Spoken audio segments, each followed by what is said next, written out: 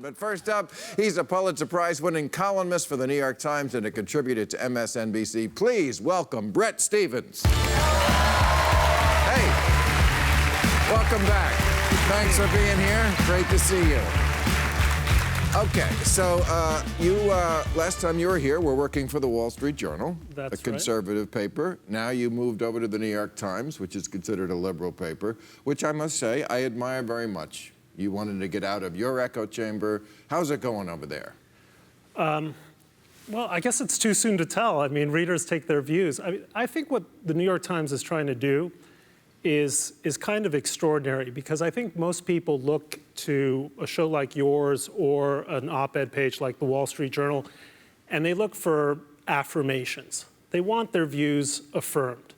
And I think the Times is making a conscious effort to have an op-ed page which is more like provocations. Use the writers you agree with to reinforce your point of view, but use the writers you disagree with as like wedding stones to sharpen your thinking. And I think if that, I think it's an experiment, but if it works, I think democracy is in better shape than we realize. I hope so. I mean, I think what we have in common is that we both piss off liberals. Now, I do it because I think we both piss off conservatives, too. I definitely piss off conservatives, but that's accepted. That's baked into the cake. The pissing off, no? The pissing off the liberals, I think you're doing it because you enjoy it. I'm doing it because I want them to clean up their rough edges and win again. I want the liberals to win, and I think sometimes they're sabotaging themselves.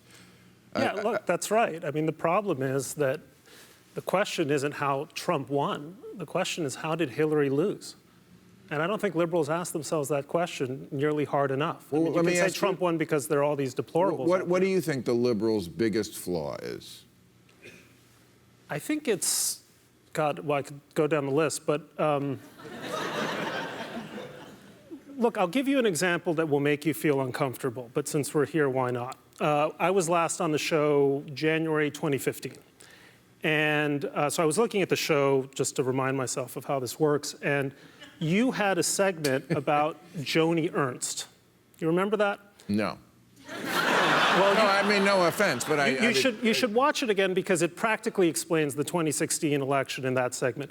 Joni Ernst, it turns out, was so poor growing up. Okay, well, let's But hang on. I'm just telling him who Joni Ernst is. The Iowa senator. Iowa senator, Republican, right? Won in 2014? That's right. Okay, and she would put bread bags on her feet as a child because she had one pair of shoes. So she says. So she says. Let's assume she's telling the truth.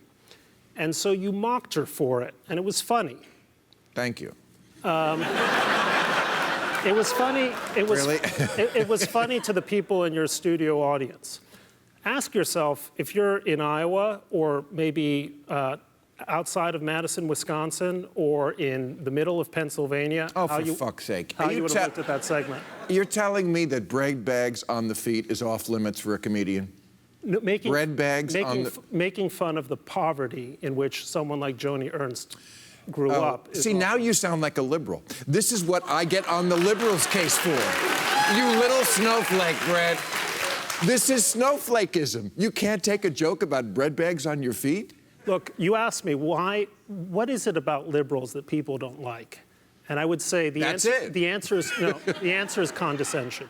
Cultural condescension. Yes, well, that's part of it. But I went through this with S.E. Cupp was here last week, and she was, you don't call people stupid, and I don't want to, but if you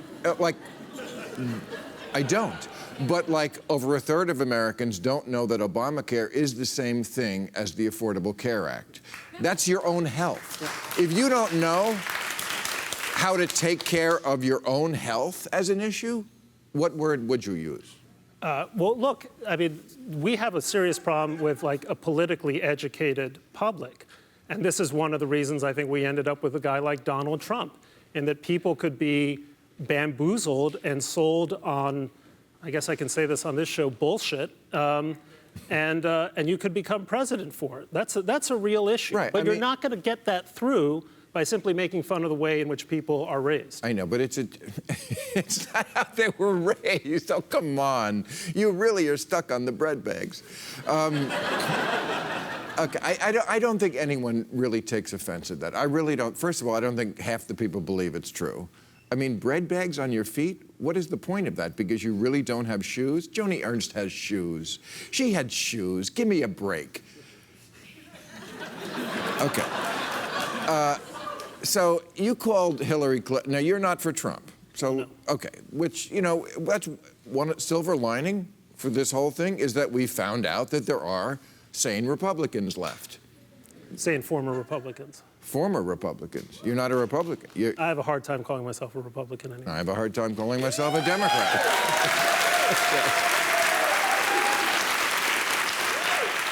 But you say, you know, you refer to Hillary as a survivable event. You voted for Hillary. Yeah, I did. And you know, and I think that's the mature thing to do. And it's so funny because that's what I call Mike Pence. You know, I'm not sure you're right, but go ahead. I get very mad at liberals when they say Mike Pence would be worse. He would not be worse. That's a survivable event. Will we ever get back to a place where we think of each other as something above a survivable event? Yeah, you know, I mean, the reason I said that is that, I mean, you have to accept my perspective as a right-of-center person who was never sympathetic to Hillary's policies. But the way I saw the election was the difference between risk and uncertainty. If you're a finance person, if you see something that's a risk, you can price it. You kind of know what's coming. Donald Trump was uncertainty. You couldn't price it. You didn't know from one day to the next what you were going to get. And that's actually the reality we've been in for the last 6 months. Are we going to have war with North Korea or not? Are we going to deport the dreamers, or are we going to take them in? And I think that's... But he says both in the same sentence. Yeah, I mean, what you said earlier, bipolar is right. This is not a presidency. This is a neurosis.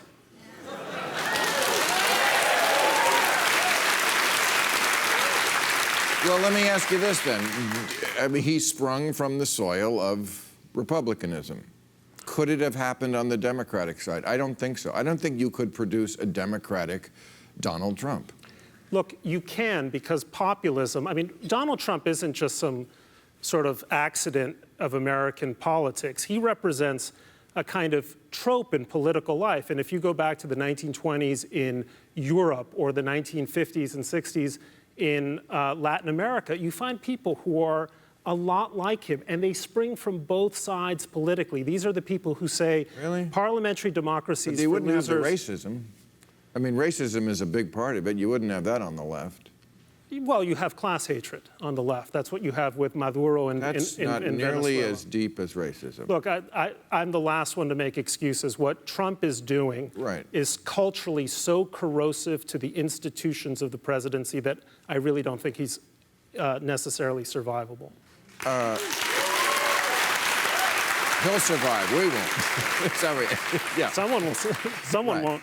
Well, all right, let me ask you the last question about, I feel like his fans are not ideological, especially. We found that out. He can pretty much go anywhere, and they seem to follow him, except for the wall. Oh, yeah.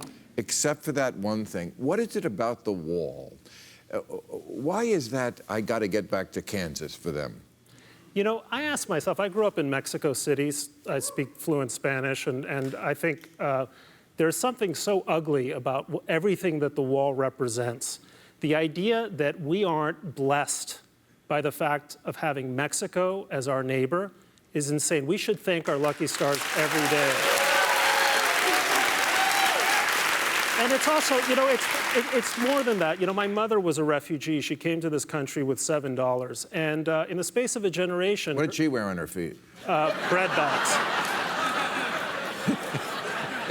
And yet she had shoes. But Come on. I'll check with her. But it's nice to know that in the space of a generation, you go from refugee to, quote, elite. And that's what this country ought to be about. And people who don't understand that and want to build walls to the refugees, to the indigent, to the people who are desperate to come to this country, they're the ones who have no place in it. All right. Well, we're building bridges. Thanks for coming by. Keep doing what you're doing. Bret Stephens, everybody.